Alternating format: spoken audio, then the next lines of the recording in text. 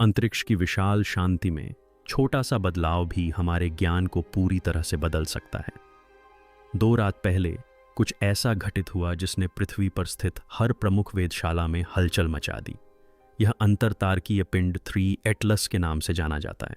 हमारे सौर मंडल के बाहर से आया एक रहस्यमय यात्री अचानक चमक उठा, धीरे धीरे नहीं बल्कि विस्फोटक रूप से। महज 6 मिनट में उसकी चमक 4 गुना बढ़ गई। यह चमक इतनी तेज और सटीक थी कि दुनिया भर के शौकिया दूरबीनों ने इसे ठीक उसी क्षण कैद कर लिया। मंगल ग्रह की परिक्रमा करने वाले यानों ने अपनी स्थिति बदलने के लिए ईंधन जलाया। अंतरिक्ष नेटवर्क ने चल रहे मिशनों को रोक दिया और अंतर्राष्ट्रीय खगोलीय संघ ने वर्षों बाद पहली बार आपातकालीन सत्र बुलाया। जो वैज्ञानिक पहले खुलकर डेटा साझा करते थे, वे अचानक चुप हो गए। अंतरिक्ष में जो कुछ भी हो रहा था वह महज एक और सनसनीखेज घटना नहीं थी। यह कुछ ऐसा था जिसे कोई समझा नहीं सकता था, और यह अब भी हो रहा था। इसकी शुरुआत शांत तरीके से हुई, जैसा कि सभी क्रांतियों की होती है। जर्मनी के एक छोटे से शहर में शौकिया खगोल शास्त्री मारिया शुल्त्ज ने अपने 12 इंच के टेलीस्कोप से 3 आंखों वाले एटलस का अवलोकन करते समय अपने डेटा में कुछ गड़बड़ी देखी। उनके सॉफ्टवेयर ने एक असामान्य घटना को चिह्नित किया। चमक में अचानक ऊर्ध्वाधर उछाल, जो पहले से 1.4 परिमाण अधिक था और पूरे 6 मिनट तक बना रहा। पहले तो उन्होंने इसे एक तकनीकी खराबी समझा, लेकिन जब उन्होंने अपने कैलिब्रेशन तारों, उपकरणों और यहां तक कि वायुमंडलीय डेटा की जांच की तो सब कुछ एकदम सही था। 30 मिनट के भीतर न्यूजीलैंड, एरिजोना और ब्राजील के पर्यवेक्षकों ने एक जैसे परिणाम भेजना शुरू कर दिया। प्रकाश वक्र असंभव था, न तो साइनसॉइडल न ही आवधिक, बस एक सपाट रेखा जो अचानक धड़कन की तरह उछली और फिर स्थिर हो गई। किसी भी धूमकेतु, क्षुद्र ग्रह या टुकड़े ने पहले कभी ऐसा व्यवहार नहीं किया था। तुलनात्मक रूप से 2007 में धूमकेतु 17P/होम्स के प्रसिद्ध विस्फोट को इसी तरह की चमक प्राप्त करने में लगभग 2 दिन लगे थे। शुल्जर ने जो देखा वह उस समय के 1% से भी कम समय में हुआ। आधी रात तक #एटलस एन अनोमाली विश्व भर में ट्रेंड कर रहा था, और कुछ ही घंटों में वैश्विक खगोल विज्ञान समुदाय जाग उठा और एक ही सवाल पर विचार करने लगा। आखिर ऐसी साफ और पल भर में निकलने वाली रोशनी का कारण क्या हो सकता है? जैसे ही यह बात फैली, पूरी दुनिया में हलचल मच गई। फोरम और डिस्कॉर्ड सर्वर एक दूसरे से मेल खाते स्क्रीनशॉट, एक्सपोजर लॉग और लाइट कर्व से भर गए, जो मिनट तक सटीक थे। स्काईवॉच कलेक्टिव जैसे नागरिक विज्ञान मंचों ने पूरी सक्रियता दिखाते हुए 4 महाद्वीपों में इस असामान्य घटना की पुष्टि की। यह न तो कोई अफवाह थी और न ही उपकरण की खराबी। यूरोप में सुबह होते होते पेशेवर वेधशालाएं अलर्ट पर आ गईं। पैन-स्टार्स और एटलस सर्वेक्षण दूरबीनों ने इस वृद्धि की पुष्टि की, साथ ही चिली और जापान में संचालित रोबोटिक दूरबीनों ने भी। डेटा एक बढ़ते हुए सार्वजनिक भंडार में प्रवाहित होता रहा, जो मानवता की जिज्ञासा का एक डिजिटल माध्यम था। लेकिन फिर कुछ अजीब हुआ। विशेषज्ञों ने मोर्चा संभाल लिया। गहरे अंतरिक्ष नेटवर्क ने मंगल ग्रह से संबंधित नियमित टेलीमेट्री को रोक दिया और अपने 70 मीटर के डिश को 3 एटलस के निर्देशांकों की ओर मोड़ दिया। इंजीनियरों ने सर्वसम्मति से मानक शेड्यूलिंग को दरकिनार करते हुए परसेवरेंस और वॉयजर जैसे मिशनों के डेटा का त्याग कर एक अकेले अंतरतारकीय आगंतुक से रडार प्रतिबिंबों को कैप्चर करने का निर्णय लिया। इस फैसले की वजह से उनके मिशन का 22 घंटे का समय बर्बाद हो गया, जो कि जानलेवा क्षुद्र ग्रहों के गुजरने की स्थिति में ही किया जाता है। लेकिन यह कोई टक्कर का खतरा नहीं था, यह एक प्रकाशीय विसंगति थी। फिर भी दुनिया के सबसे शक्तिशाली एंटीना ने आकाश में एक बिंदु की ओर अपनी निगाहें टिका दीं, मानो हर देश को यह आभास हो रहा हो कि ऊपर कुछ असाधारण घटित हो रहा है। वैश्विक समन्वय यहीं नहीं रुका। अगली सुबह तक चिली में स्थित विशाल दूरबीन, हवाई में स्थित जेमिनी नॉर्थ और यहां तक कि चीन की तीव्र रेडियो दूरबीन ने भी अपने निर्धारित लक्ष्यों को छोड़ दिया और सभी उपकरणों को 3 नेत्रों वाले एटलस की ओर निर्देशित कर दिया। अंतर्राष्ट्रीय खगोलीय संघ ने ग्रहीय स्तर पर अवलोकन अभियान के पक्ष में 8-2 से मतदान किया। यह एक ऐसा दुर्लभ उदाहरण था जो फंडिंग और प्रतिस्पर्धा के कारण अक्सर बंटे रहने वाले क्षेत्र में एकता का प्रतीक था। 48 घंटों तक मानव जाति के सबसे उन्नत उपकरणों ने एक ही वस्तु को देखा, और फिर सन्नाटा छा गया। वही खगोलविद जो सोशल मीडिया पर हर घंटे अपडेट पोस्ट कर रहे थे, अचानक गायब हो गए। निजी शोध चैट शांत हो गईं। प्रीप्रिंट सर्वर पर कोई नया डेटा नहीं आया, कोई प्रेस विज्ञप्ति नहीं, कोई लीक नहीं, कुछ भी नहीं। सोशल मीडिया गतिविधि पर नज़र रखने वाले विश्लेषकों ने बताया कि इस घटना पर पहले चर्चा कर चुके सत्यापित खगोलविदों के संचार में 70% की गिरावट आई है। बंद दरवाजों के पीछे कुछ बदल गया था। यहां तक कि जो कुछ स्वचालित लॉग सामने आए, उन्होंने भी एक भयावह तस्वीर पेश की। रडार सिग्नलों से पता चला कि गुरुत्वाकर्षण के विपरीत त्वरण अपेक्षा से 4 गुना अधिक मजबूत था। एक अवरक्त पठार सामान्य से 30 केल्विन ऊपर था और 3I एटलस के सटीक निर्देशांकों पर गामा विकिरण के मंद विस्फोट हुए थे। इनमें से कुछ भी समझ में नहीं आ रहा था और फिर भी सब कुछ वास्तविक था। 2 दिनों के भीतर यह विसंगति एक पूर्ण रहस्य में बदल गई। मंगल ग्रह की परिक्रमा करने वाले अंतरिक्ष यानों ने लाखों किलोमीटर दूर होने के बावजूद उसी अवरक्त विकिरण की अधिकता की पुष्टि की। जमीन पर स्थित दूरबीनों ने भी उसी त्वरण को दर्ज किया और अंतरिक्ष में मौजूद एंटेना ने हल्की प्रतिध्वनियों का पता लगाया जो नियमित अंतराल पर स्पंदित होती प्रतीत होती हैं। लेकिन सबसे भयावह बात आंकड़ों में नहीं बल्कि प्रतिक्रिया में थी। खगोलविदों ने, जिन्होंने अपना पूरा जीवन धूमकेतुओं और क्षुद्र ग्रहों का अध्ययन करने में बिताया था, अब साक्षात्कार देने से इनकार कर दिया। आंकड़ों के सत्यापन का हवाला देते हुए पूरी वेधशालाएं मौन धारण कर ली गईं। एक गुमनाम सूत्र द्वारा लीक की गई IAU की आंतरिक रिपोर्ट में स्थिति को एक समन्वित वैश्विक विसंगति बताया गया, जिसके लिए तत्काल नियंत्रण की आवश्यकता थी। कोई और शब्द नहीं, कोई सार्वजनिक स्पष्टीकरण नहीं। यह सूचना दी जाती है कि अगली सूचना तक सभी संसाधनों को निरंतर निगरानी बनाए रखनी होगी। आधुनिक इतिहास में पहली बार पृथ्वी पर सभी की निगाहें एक अन्य तारामंडल से आए एक पिंड पर टिकी थीं। एक ऐसा पिंड जिसने कुछ ही घंटों में मानवता को प्राकृतिक और अप्राकृतिक की परिभाषा को फिर से परिभाषित करने के लिए मजबूर कर दिया। फिर एक ऐसी खोज हुई जिसने सब कुछ बदल दिया। जेम्स वेब स्पेस टेलीस्कोप से प्राप्त डिफरेंशियल इमेजिंग का उपयोग करते हुए शोधकर्ताओं ने एक द्वितीयक वस्तु को देखा जो आकार में छोटी, ठंडी और तीनों आई एटलस के पथ के साथ पूरी तरह से संरेखित थी। पहले तो उन्होंने सोचा कि यह कोई टुकड़ा या धूल का बादल है, लेकिन लगातार स्कैन करने पर द्वितीयक पिंड ने 120 किलोमीटर की एक निश्चित दूरी बनाए रखी और प्राथमिक वस्तु के साथ सटीक तालमेल में गति की। यह बह नहीं रहा था बल्कि परिक्रमा कर रहा था। इस खोज से IAU के आपातकालीन चैनल में हलचल मच गई। इतनी नजदीकी दूरी पर किसी साथी पिंड के साथ कोई प्राकृतिक वस्तु गुरुत्वाकर्षण की दृष्टि से अस्थिर होगी। फिर भी यह जोड़ी निर्बाध रूप से गतिमान थी, मानो किसी अदृश्य नियंत्रण से बंधी हो। इससे भी अधिक आश्चर्यजनक द्वितीयक पिंड का स्पेक्ट्रल सिग्नेचर था। यह लगभग कोई सूर्य प्रकाश परावर्तित नहीं करता था, लेकिन सक्रिय ऊष्मा अपव्यय के अनुरूप मंद माइक्रोवेव विकिरण उत्सर्जित करता था। दूसरे शब्दों में, यह अपने तापमान को नियंत्रित कर रहा था।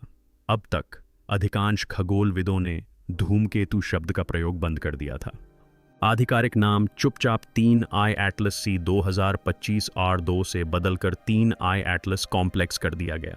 कॉम्प्लेक्स शब्द का प्रयोग कोई गलती नहीं थी। यह एक मौन स्वीकृति थी कि वस्तु एक से अधिक चीज है और संभवतः मात्र पदार्थ से कहीं अधिक है। जब 3 नेत्रों वाला एटलस नोडल संरेखण नामक स्थिति में पहुंचा तो स्थिति चरम पर पहुंच गई। यह वह बिंदु था जहां इसका कक्षीय तल पृथ्वी के तल से प्रतिच्छेद करता था। उस क्षण हर दूरबीन, रेडियो डिश और इस पर केंद्रित कक्षीय वेधशाला ने साथ ही तीव्रता में अचानक वृद्धि दर्ज की। स्पंदन आवृत्ति बढ़ गई। द्वितीयक साथी पिंड अधिक चमकीला हो गया और दोनों पिंडों के आसपास का क्षेत्र एक धुंधले प्रभामंडल से भर गया जो शौकिया खगोलविदों को भी दिखाई दे रहा था। यह सूर्य का प्रकाश नहीं था, यह आंतरिक प्रकाश था, संरचना के भीतर से उत्सर्जित ऊर्जा थी। जेम्स वेब टेलीस्कोप ने ज्यामितीय किनारों के अनुरूप अपवर्तन स्पाइक्स रिकॉर्ड किए, न कि यादृच्छिक मलबे के। वस्तु का स्वरूप बदल रहा था।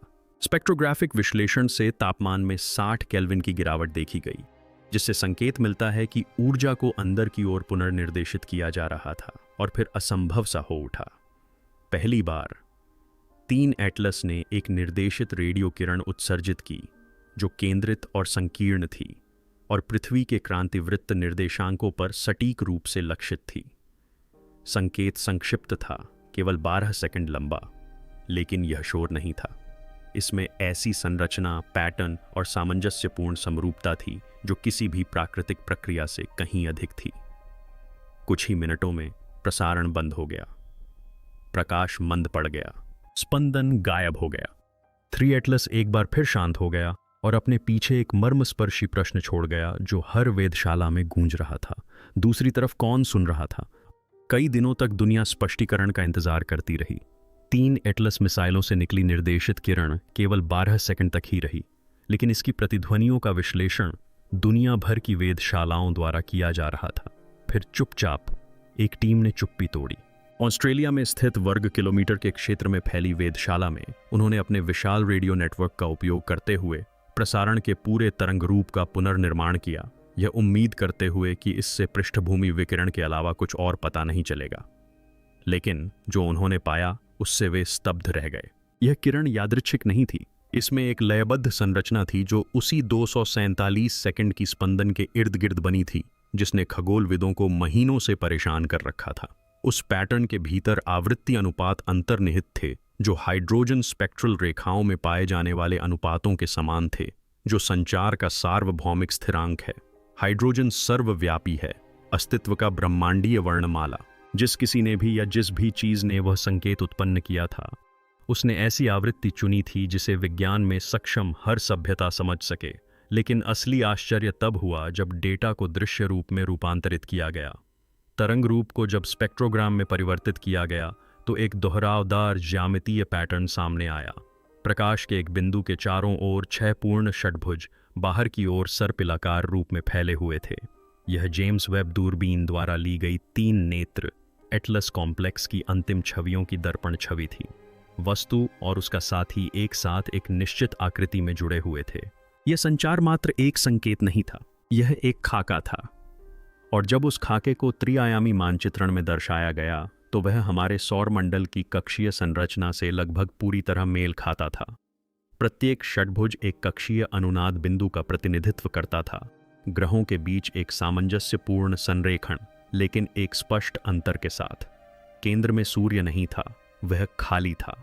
एक शून्य ठीक उसी स्थान पर स्थित था जहां अब 3 आंखों वाला एटलस बह रहा था। वैज्ञानिकों की राय बंटी हुई थी।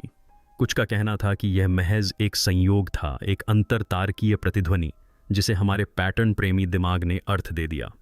वहीं हार्वर्ड के एवी लोब जैसे अन्य वैज्ञानिकों ने इसे कुछ और ही नाम दिया, एक सिंक्रोनाइजेशन घटना। उनके शोध पत्र के अनुसार इस सिग्नल का उद्देश्य पारंपरिक अर्थों में संचार करना नहीं था, बल्कि यह किसी चीज को ट्यून करना था, वस्तु और सौर मंडल के बीच एक कैलिब्रेशन अनुक्रम, मानो इसने हमारी गुरुत्वाकर्षण लय को पकड़ लिया हो और उसी के अनुसार समायोजित हो गया हो। लो ने इसकी तुलना एक संगीतकार द्वारा वाद्य यंत्र बजाने से पहले उसे ट्यून करने से की। यदि यह सच है तो 12 सेकंड का संकेत संदेश नहीं था, यह वास्तविक प्रसारण से पहले का परीक्षण स्वर था। फिर एक और रहस्योद्घाटन हुआ। जैसे ही यह डेटा विभिन्न संस्थानों में फैला, विश्लेषकों ने पाया कि बीम के समाप्त होने के ठीक 12 सेकंड बाद पृथ्वी के चुंबकीय क्षेत्र में उतार चढ़ाव आया था। वही स्पंदन, वही अंतराल हमारे वायुमंडल में गूंजा, जिससे आयनमंडल की अनुनाद में थोड़े समय के लिए परिवर्तन हुआ। शुमान आवृत्ति में 0.02 हर्ट्ज का अंतर देखा गया। अधिकांश लोगों के लिए यह महत्वहीन था, लेकिन इस घटना का अध्ययन करने वालों के लिए यह इस बात की पुष्टि थी कि संचरण ने पृथ्वी के साथ सीधा संपर्क स्थापित किया था। एक क्षणिक अंतराल के लिए 3 एटलस अंतरिक्ष में 300 मिलियन किलोमीटर की दूरी तय करके पृथ्वी को छू गए थे। आधिकारिक बयान अनुमानित थे। यंत्र संबंधी त्रुटियां, सौर हस्तक्षेप, डेटा का पुनर्वर्गीकरण, लेकिन गुप्त रूप से अंतर्राष्ट्रीय क्षुद्रग्रह चेतावनी नेटवर्क द्वारा गठित एक कार्यबल प्रोजेक्ट हेलियोस ने एक ऐसा निष्कर्ष निकाला जिसे कभी सार्वजनिक नहीं किया गया।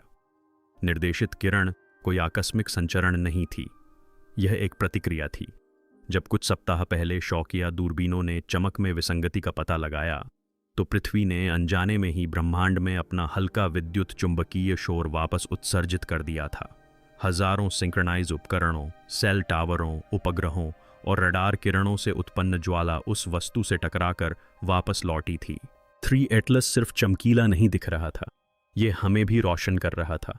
और अब सन्नाटा, न कोई स्पंदन, न गामा स्पाइक्स, न त्वरण। अंतरतारकीय यात्री मंगल ग्रह से आगे निकल जाता है, शांत और सतर्क।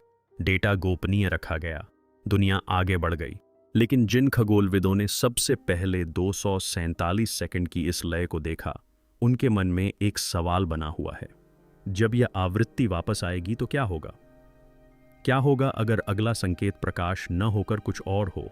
क्योंकि हो सकता है कि 3 एटलस कभी आए ही ना हो सकता है कि वे सिंक्रोनाइजेशन के लिए आए हों।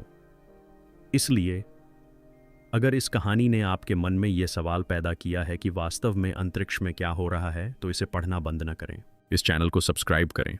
हम उन विषयों को उजागर करते हैं जिन पर बाकी दुनिया चर्चा करने से डरती है। नोटिफिकेशन चालू कर लें, क्योंकि जब सिग्नल वापस आएगा, और ये ज़रूर आएगा, तो आप इसे सुनने के लिए यहीं मौजूद रहना चाहेंगे।